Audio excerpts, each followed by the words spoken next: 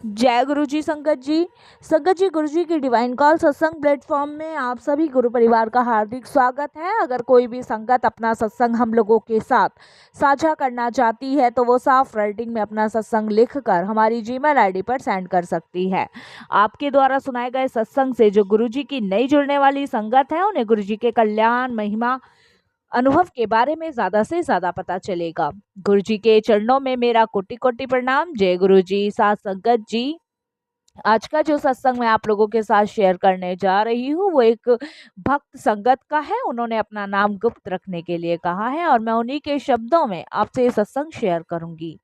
मैं गुरु जी के संपर्क में 1996 में आया। उनके भीतर शिव ज्योति का वास है। शिव की मूर्ति गुरु जी मानवता के लिए प्रेम एवं करुणा का प्रतीक है। गुरु जी के समक्ष आस्था से आए हुए प्रत्येक व्यक्ति का कल्याण होता है। पूजनीय गुरुजी अपनी संगत को परमात्मा का संदेश देते हैं। उनके अनुसार ईश्वर एक है। मनुष्य की जाति, रंग, भेद, धर्म आदि का कोई महत्व नहीं है। सब एक समान है। सब उसी एक देव परिवार के सदस्य हैं। वे मानवता से प्रेम और जरूरतमंद की सहायता करने का संदेश देते हैं। उनमें दिव्य शक्ति है और वो स्वर्ग ज्ञाता है। उन्हें भूत, वर्तमान और भविष्य सबका ज्ञान है। उन्होंने ईश्वर चमत्कार किए हैं और सभी संगतों के रोग, असाध्य रोग, कष्ट अपने ऊपर लिए हैं। संगत जी, ऐसे गुरु को मैं सत सत प्रणाम करता हूँ कि उन्होंने अपनी संगत का कल्याण करने हेतु मानवी रूपी चोले में जन्म लिया। मुझे अनेक बार गुरुजी की कृपा का सौभाग्य मिला है। 1997 में मेरी पत्नी को अंदरूनी सूजन हो गई थी। असाध्यता रोकने के लिए डॉक्टरों ने उन्हें तुरंत ऑपरेशन का सुझाव दिया। हम ऑपरेशन की सफलता के लिए गुरुजी के पास पहुंचे और उन्हें रोग एवं डॉक्टरों के बारे में बताया। गुरुजी ने उन्हें अमृत देकर कहा कि ऑपरेशन कराने की कोई जरूरत नहीं है। गुरुजी में निष्ठा होने के कारण हमने ऑपरेशन संगत जी नहीं करवाया। 2 वर्ष के उपरांत एक दिन मेरी पत्नी को बहुत पेट दर्द हुआ। चंडीगढ़ के सर्वोत्तम हॉस्पिटल द्वारा टेस्ट में सूजन का कोई परिणाम नहीं आया। वह केवल उदरशूल था और उनको ऑपरेशन कराने की भी जरूरत नहीं पड़ी। इसके लिए मैं गुरुजी का अनंतम अनंतम शुक्राना करता हूँ। 1992 में मेरी माँ बहुत बीमार हो गई थी और चेतना खो बैठी थी। 95 वर्ष की आयु में उनके जीवित रहने की संभावना बहुत कम थी। 28 फरवरी को जब मैं अपनी माँ के कष्टों को नहीं देख पा रहा था तो मैंने मन ही मन गुरुजी से प्रार्थना करी कि उस समय वो जलंधर में थे, पर लेकिन मैंने मन ही मन गुरुजी से अरदास करी कि गुरुजी आकर इनको या तो शांति दे दो या फिर इनको बिल्कुल ही ठीक कर दो। संगत जी, उसी शाम के 6:30 बज रहे थे और मेरी प्रार्थना करने के कुछ ही क्षण बाद गुरुजी ने सामने के द्वार से, जो अंदर से बंद था, प्रवेश किया। हम उनको देखकर आश्चर्यचकित रह गए। गुरुजी ने मेरी पत्नी को एक गिलास में जल लाने को कहा, जिसे उन्होंने अभिमंत्रित किया। उन्होंने माँ को 2 चम्मच जल पिलाने को कहा और संगत जी उनके बताए कि वह अर्धरात्रि में 2 बजे तक जीवित रहेंगी। गुरुजी फिर 10 मिनट तक बाहर नहीं आने का निर्देश देकर चले गए। संगत जी, हम बड़े आश्चर्यचकित थे कि गुरुजी जब दरवाजा बंद था तो कैसे आ गए। वो इंसान है संगत जी, हम जरूरत से ज्यादा सोच लेते हैं। उसके बाद गुरुजी ने हमें बाहर जाने का निर्देश नहीं दिया था और वो ये कहकर चले गए। अंतराल के बाद हमने बाहर आकर जो हमारे वॉचमैन खड़े थे, पहरेदार जो खड़े थे, हमने उनसे गुरुजी के बारे में पूछा तो उन्होंने कहा कि उनके अनुसार कोई भी अंदर नहीं गया था।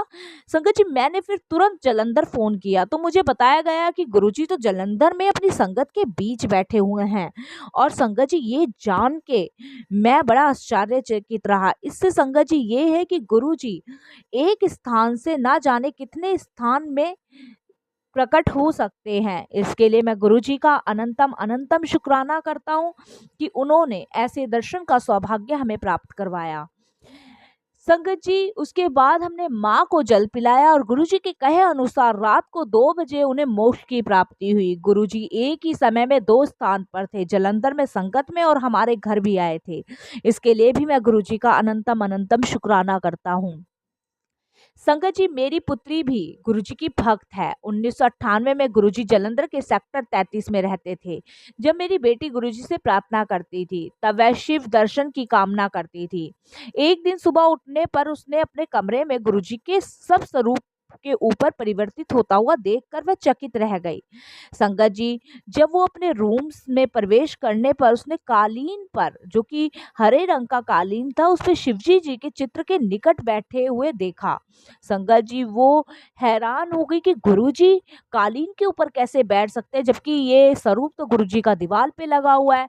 उस समय उसने हमें दर्शन होने के समाचार नहीं सुनाए। शाम को जब हम गुरुजी के दर्शन के लिए गए तो गुरुजी के निकट जाने पर उसे गुरुजी की मुख्य कृति के चारों ओर अद्भुत प्रकाश दिखाई दिया और वह उसी प्रबलता सहन नहीं कर पाई। यह देखकर संगत जी मंत्रमुग्ध होकर जोर जोर से रोने लगी। उसने गुरुजी में शिवजी का अनुभव किया था। हमने गुरुजी से उसकी इस अवस्था का कारण पूछा तो उन्होंने उत्तर दिया कि वह शिवजी के रूप में हर वक्त प्रार्थना करती थी कि उन्हें शिव के दर्शन हो। आज मैंने उसकी ये मनोकामना पूर्ण कर दी है। इसके लिए मैं गुरुजी का अनंतम अनंतम शुक्राना करता हूँ। संगत जी, 28 अप्रैल 1998 को जब मैं स्नान कक्ष में नहाने जा रहा था तो गिरने के कारण मेरी 3 पसलियां टूट गई थी। मुझे हॉस्पिटल में एडमिट कराया गया। 15 मई को मुझे लखनऊ के पीजीआई में भेजा गया। संगत जी, ईसीजी से टेस्ट के परिणाम से मेरे हृदय को क्षति होने का परिणाम सामने आया। हृदय पर छाया बनी हुई थी। 29 मई को मैंने डॉक्टर महेश चंद किंग जज मेडिकल कॉलेज में हृदय रोग के विभाग अध्यक्ष से सलाह लिया तो उन्होंने पुनः वही टेस्ट कर उन्होंने वही निष्कर्ष निकाला कि 2 जून को जब मैंने टेस्ट कराया तो उन्होंने यही मुझे बताया कि आपकी 3 पसलियां टूट गई हैं, उसमें छाया बनी हुई है। संगत जी, ये सुनने के बाद मैं सीधे गुरुजी के दर्शन हेतु दिल्ली आया। मैंने उनको डॉक्टरों के निर्णय से अवगत कराया तो उन्होंने एक गिलास जल मांगा और मुझे अपनी कमीज के बटन खोलने को कहा। उन्होंने गिलास के जल से मेरे वक्षस्थल पर छींटे मारे और मुझे स्वस्थ घोषित कर दिया। साथ ही उन्होंने कहा कि अब टेस्ट करवा के दोबारा देख ली। संगत जी, एक दिन के बाद डॉक्टर कपाड़िया दिल्ली में सेना रेफरल और रिसर्च हॉस्पिटल के विभाग अध्यक्ष ने मेरा टेस्ट किया। उन्होंने भी वही टेस्ट दोबारा करे और संगत जी मुझे स्वस्थ घोषित कर दिया।